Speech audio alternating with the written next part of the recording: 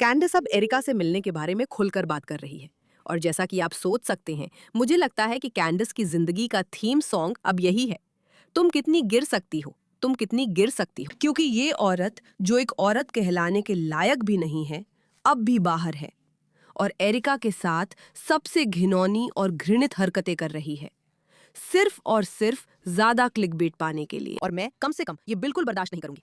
चलिए सारी बातें विस्तार से जानते हैं। स्वागत है द पुशबैक में। मैं हूं मीरा के, आपकी होस्ट। जरूर सब्सक्राइब बटन दबाएं, इस वीडियो को लाइक करें ताकि आप इसे किसी के साथ शेयर कर सकें और ये बात सबको पता चल जाए कि अब इस तरह का व्यवहार बिल्कुल भी स्वीकार्य नहीं होगा। मुझे याद है मैं एरिका से डेल फ्रिस्कोज में मिली थी। क्या चार्ली ने आप सबका परिचय कराया था? क्या हमेशा चार्ली ही था?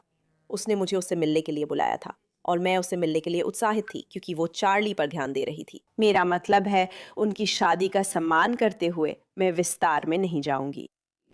उनकी शादी का सम्मान करते हुए मैं विस्तार में नहीं जाऊंगी। हमें पहले से ही पता है कि ये औरत किसी शादी का सम्मान नहीं करने वाली, चार्ली की याद का भी सम्मान नहीं करने वाली और एरिका कुक का भी सम्मान नहीं करने वाली। ये सब योजना बनाकर किया गया ताकि लोग उसके बारे में ज्यादा बातें करें।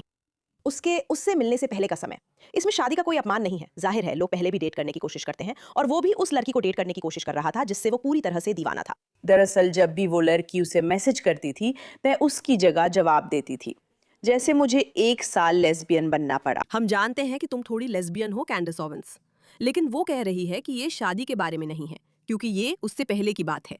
चार्ली एक लड़की के लिए दीवाना था। मुझे नहीं पता आप में से कितने लोग रिलेशनशिप में हैं, लेकिन अक्सर हमें अच्छा नहीं लगता कि हमारा पार्टनर पहले किसी और से प्यार करता था। क्या ये सच है? क्या ये सच नहीं है? क्या हमें इसकी कोई जानकारी है? क्या हमें फर्क पड़ता है? देखिए, कैंडिस हमेशा खुद को कहानी का केंद्र बनाती है। चार्ली दोनों लड़कियों, एरिका और दूसरी से प्यार करता है। मैसेजों का जवाब मुझे देना पड़ा। मैं रिलेशनशिप में आई क्योंकि असली ओजी मैं थी, असली दोस्त भी मैं ही हूँ। मुझे सब डिटेल्स पता है और असल मायने मैं ही रखती हूँ। एरिका कुक की किसे परवाह है? असली बात यह है कि चार्ली उस दूसरी लड़की को चाहता था। मुझे नहीं पता इससे कैंडिस को कैसा लगा, क्योंकि सब जानते हैं कि कैंडिस भी चार्ली को चाहती थी। ये अब सबको साफ दिख रहा है। वो बहुत जल रही थी कि उसने एरिका को खुद से ऊपर चुन लिया। ये कहानी फिर कभी सुनाएंगे।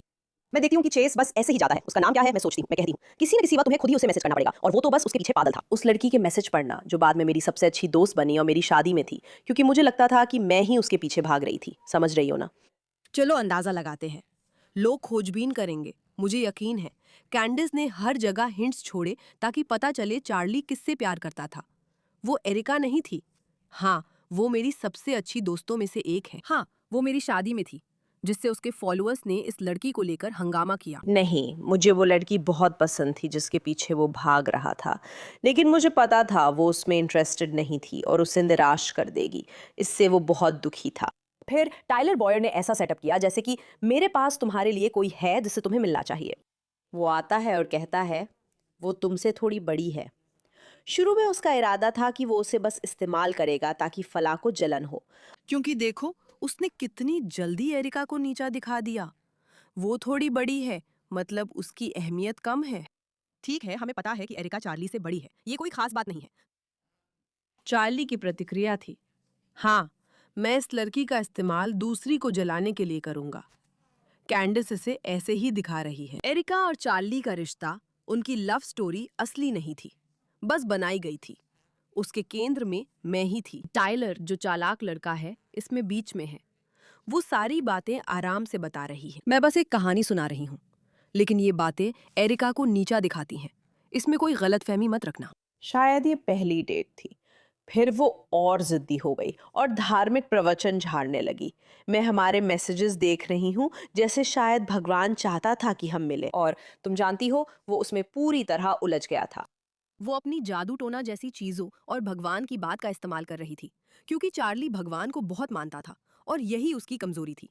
शायद ये भगवान का संदेश लगा, पर ये सच में वो नहीं है जो मैं चाहती हूँ। मुझे सच में नहीं पता कि मैं एरिका से प्यार करती हूँ या नहीं, लेकिन तुम जानती हो दूसरी लड़की के साथ कुछ ठीक नहीं चल रहा, तो शायद क्योंकि इसमें भगवान शामिल है मुझे ये करना चाहिए।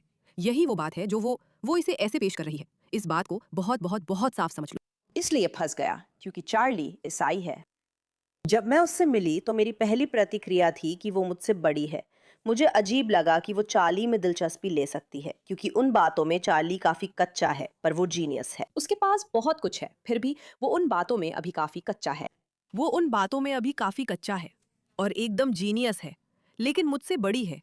हल्के से, चुपचाप, चुटकी। चार्ली किसी मुझसे बड़ी लड़की के पीछे क्यों जाएगा जब उसे मेरे जैसी जवान, कमाल की और खूबसूरत लड़की मिल सकती थी? ये मानना मुश्किल है। वो अनुभवहीन था और इस बारे में हमेशा खुलकर बोलता रहा है कि शादी के वक्त वो वर्जिन था। मुझे नहीं लगता कि मैं कुछ ज्यादा बता रही हूँ। मैं उस लड़की की सबसे अच्छी दोस्त बन गई थी जिसके पीछे वो था। वो लड़की मजेदार है। मैं बस कुछ नहीं, बस जो सब देखते हैं वही ठीक है। मुझे फर्क नहीं पड़ा, मैंने सपोर्ट किया, कहा आगे बढ़ो, ट्राई करो। हर मैसेज में यही दिखेगा, लेकिन तुम कभी दोस्त नहीं थी? एरिक नहीं, क्योंकि बस कुछ था ऐसा। मुझे नहीं पता, मैं समझा नहीं सकती। क्या तुमने सोचा कि एरिका शायद कैंडिस की दोस्त नहीं बनना चाहती थी क्योंकि उसे पता था कि वो चार्ली से जलती है? मतलब, क्या तुम हमेशा उस लड़की की सबसे अच्छी दोस्त बनना चाहोगी जो साफ साफ तुम्हारे पति को चाहती है? क्या वो तुम्हारी पहली पसंद थी, लेकिन वो यही चाहती थी? क्या तुमने सोचा कि वो तुम्हें बाहर करना चाहती थी? पीछे मुड़कर देखने पर सब कुछ साफ दिखता है। शायद उसे उसकी मौत का पूर्वाभास था। एरिका उसकी जिंदगी में आई। वे दोनों चुपचाप डेट कर रहे थे। मैं जॉर्ज से मिली, दीवानी हो गई, शादी की, 18 दिन बाद सगाई की। वो सबसे गोरे लड़के को ढूंढती है जो चार्ली की नकल कर सके, ये समझते हुए कि एरिका असल में चार्ली को पाने वाली है और वो उसे कभी नहीं पा सकेगी। तो वो बस जल्दी से किसी और के साथ रिश्ता शुरू करने का फैसला कर लेती है। मेरा मतलब है, 18 दिन बाद सगाई से ज्यादा रिबाउंड की निशानी और कुछ नहीं हो सकती। सच में, इससे साफ रिबाउंड और कुछ नहीं है। और मैं अपने दिमाग में 2018 को बार बार दोहराती रहती हूँ। फिर 2019 में अचानक मुझे एहसास होने लगा कि जैसे कोई ताकतें हैं, कुछ तो हो रहा है, उसकी जिंदगी में कुछ चल रहा है। उसके पास एक पीआर एजेंट है, स्टेसी शेरिडन। और मैं सोच रही थी ये लोग थोड़े अजीब हैं, लेकिन मैंने कभी एरिका के बारे में नहीं सोचा क्योंकि मुझे लगा कि ये बस, मैंने उसके बारे में कभी ध्यान से नहीं देखा। जैसे ये बस उसकी गर्लफ्रेंड बनने वाली है और ये अच्छी बात है कि उसकी गर्लफ्रेंड है और उसे, आप जानते हैं, किसी के साथ अनुभव मिल रहा है। वो भरोसेमंद है और खुश है। हाँ, और खुश है। हाँ, मैंने बस उसके लिए दुआ की थी। तो ये है कि आप किसी का साथ कैसे देते हैं। दोस्तों, मुझे आपको लोगों का साथ देने का एक छोटा सा सबक सिखाने दीजिए। आप ऐसा उनकी पत्नियों को निशाना बनाकर नहीं करते। फटाफट एक छोटा सा सबक। लेकिन हम जानते हैं कि कैंडिस ओवेंस झूठी, चालाक और घटिया औरत है, और ये उन्हीं बातों में से है जिन पर उन्होंने राय बदली। लॉरा लूमर ने पोस्ट किया, कैंडिस ओवेंस ने हंटर बाइडन को गिरा हुआ क्रैकहेड कहा था जिसे जेल में होना चाहिए। कृपया रोज 5 मिनट निकालकर ये लेख पढ़ें। हंटर बाइडन एक गिरा हुआ इंसान है और उसे जेल में होना चाहिए। हमारे सठियाए हुए मुखिया को जवाब देना चाहिए कि उसने लैपटॉप को रूसी दुष्प्रचार क्यों बताया। घटिया खानदान। ये उसने कुछ साल पहले पोस्ट किया था और अब वो फिर से पलटी मार रही हैं और हंटर बाइडन का इंटरव्यू ले रही हैं, क्योंकि एक बार फिर ईमानदारी कभी भी कैंडिस ओवेंस के लिए मायने नहीं रखती। एफबीआई के पास हंटर बाइडन का लैपटॉप है जिसमें कथित तौर पर कई परेशान करने वाली चीजें हैं। आपके पास उस असली लैपटॉप तक आपकी पहुंच है। लैपटॉप? एक जूरी ने हंटर बाइडन को बंदूक से जुड़े 3 संगीन आरोपों का दोषी पाया। मैंने कहा था मैं जूरी के फैसले का पालन करूंगा और उन्हें माफ नहीं करूंगा। ओह, उन्होंने झूठ बोला और क्रैकहेड को माफ कर दिया। Hunter Biden. कैंडिस ओवेंस शो में आपका स्वागत है। मैंने कई बार आपको मुझे क्रैकहेड कहते सुना है और सच तो यह है कि मैं क्रैकहेड था। वो लैपटॉप, वैसे क्या आप जानते हैं उसने क्या साबित किया? कि आप एक क्रैकहेड थे। बिल्कुल सही। मेरी शादी टूटने के बाद अंधेरा दौर शुरू हुआ। भाई ने फोन कर कहा अब ये बंद होना चाहिए, जिससे मुझे चुनाव करना पड़ा। और चुनाव ये था, क्या मैं बिस्तर से उठकर जिंदा रहूं या मैं मर जाऊं। वॉशिंगटन भ्रष्ट है, राजनीति भ्रष्ट है। कुछ बदल गया है डेनिस, इन ना लेफ्ट है ना राइट। वॉशिंगटन के वामपंथी रसूखदारों ने मेरे पापा को इसलिए कुचल दिया क्योंकि वो उनके क्लब या एप्स्टीन वाले तबके का हिस्सा नहीं थे। जानते हो, उन्होंने ये कभी नहीं किया। उन्होंने गाजा को ट्रंप गोल्फ कोर्स बनाने की अनुमति नहीं दी थी। वो देखो, वही है। उन्होंने इसे इजराइल से जोड़ ही दिया। देखो, वो हर बात को एरिका कुक या इजराइल से जोड़ देती है। आप जिधर भी देखें वही करती है।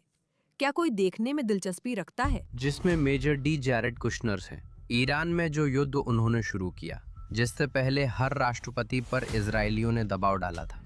हे भगवान, देखो देखो, बात हमेशा उसी बोरिंग मुद्दे पर आकर रुक जाती है। तुम्हें लगता है कि यहाँ उनकी बातें दिलचस्प होंगी, मगर उनके पास सिर्फ बेन शपीरो और बाकी लोगों को सही साबित करने के अलावा कुछ नहीं है कि ये लेफ्ट वाली बात ही सच है। कैंडस ओवंस, टकर, कार्लसन, ये सब बस लेफ्ट की ओर चले गए हैं। ये सब बस लेफ्ट की ओर चले जाएंगे और दिखावा कर रहे हैं कि ये अभी भी राइट में है, लेकिन ये सब लेफ्ट में जा चुके हैं। वे दिखाते हैं कि वे आजादी के लिए लड़ रहे हैं, लेकिन क्या आप सच में चाहते हैं कि ये आपके लिए लड़े? इस समय मुझे नहीं पता, मैं दूर रहूंगी। इस पर ध्यान देने के लिए धन्यवाद।